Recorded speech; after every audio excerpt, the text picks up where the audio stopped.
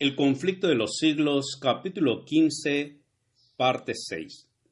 Estas monstruosas doctrinas son esencialmente lo mismo que la enseñanza posterior de los educadores y teólogos populares, quienes dicen que no existe la ley divina como norma inmutable de lo que es recto, y que más bien la norma de la moralidad es indicada por la sociedad y que ha estado siempre sujeta a cambios.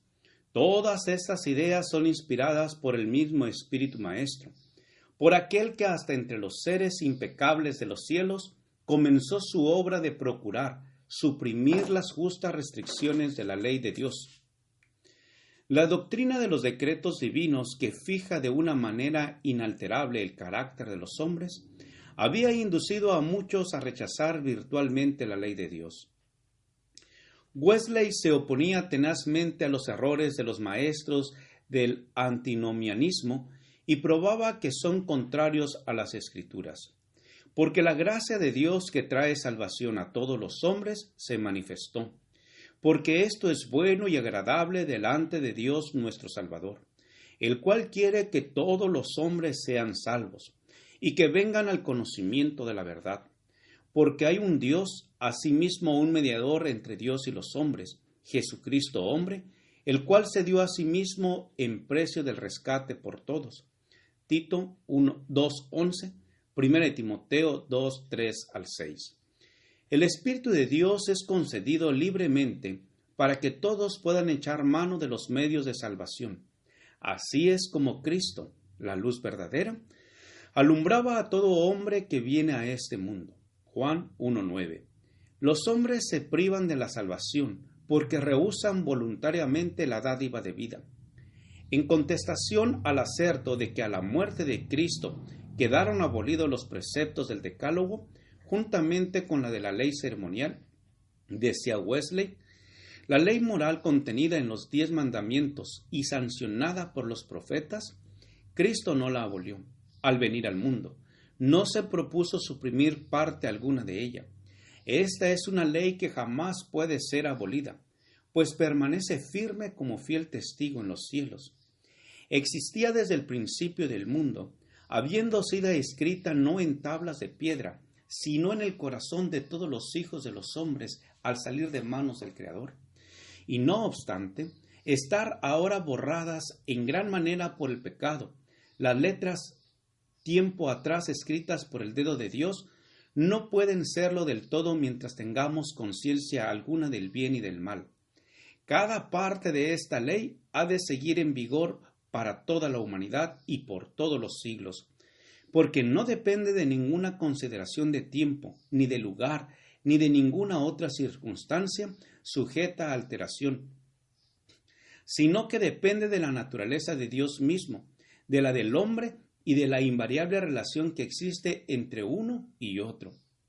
No he venido para abrogar, sino a cumplir.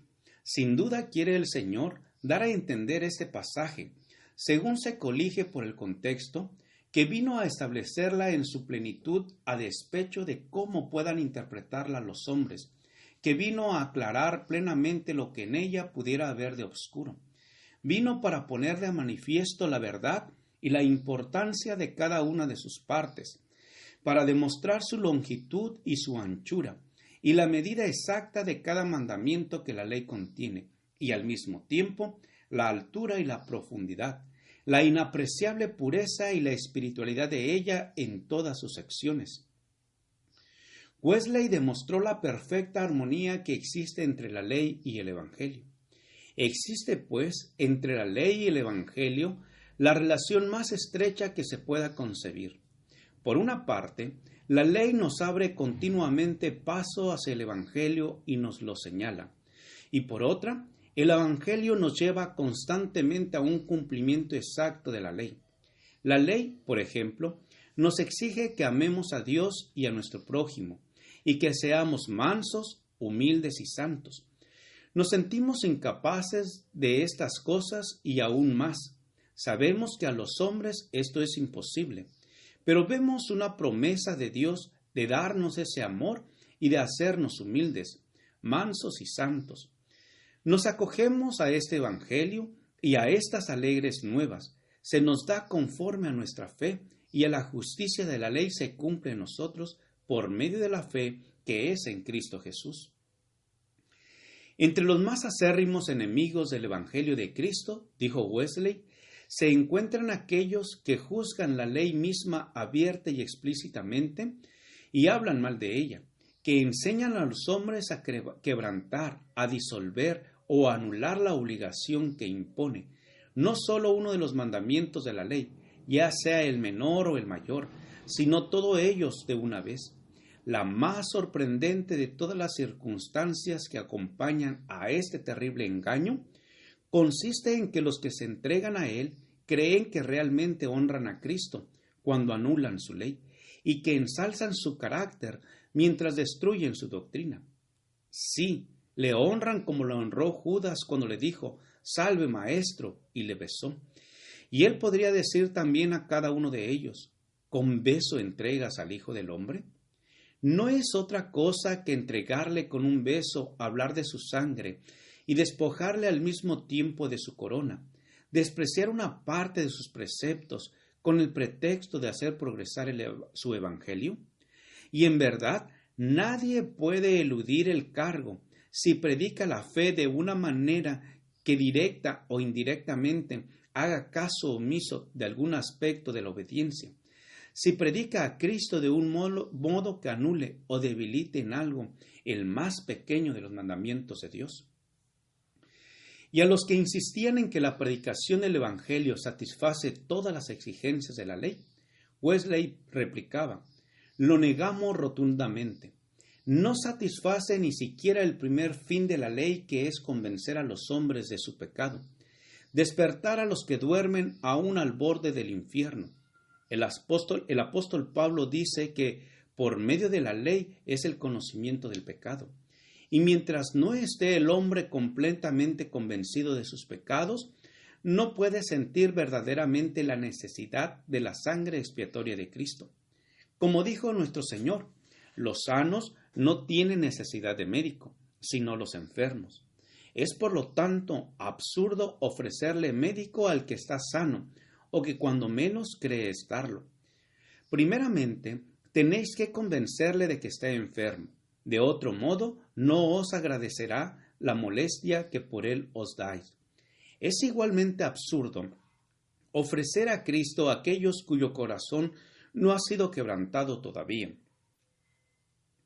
De modo que, al predicar el Evangelio de la gracia de Dios, Wesley, como su maestro, procuraba engrandecer la ley y hacerla honorable. Hizo finalmente la obra que Dios le encomendara y gloriosos fueron los resultados que le fue dado contemplar. Hacia el fin de su larga vida de más de 80 años, de los cuales consagró más de medio siglo a su ministerio itinerante, sus fieles adherentes sumaban más de 500,000 de almas. Pero las multitudes que por medio de sus trabajos fueron rescatadas de la ruina y de la degradación del pecado, y elevadas a un nivel más alto de pureza y santidad, y el número de los que por medio de sus enseñanzas han alcanzado una experiencia más profunda y más rica, nunca se conocerán hasta que toda la familia de los redimidos sea reunida en el reino de Dios. La vida de Wesley encierra una lección de incalculable valor para cada cristiano. Ojalá que la fe y la humildad, el celo incansable, la abnegación y el desprendimiento de este siervo de Cristo se reflejase en las iglesias de hoy. Gracias por escuchar este audio. Te invito a escuchar el siguiente capítulo. Jehová te bendiga y te guarde. Jehová haga resplandecer su rostro sobre ti y tenga de ti misericordia. Jehová alce sobre ti su rostro y ponga en ti paz. Con aprecio, el pastor Juan Manuel Flores Espinosa.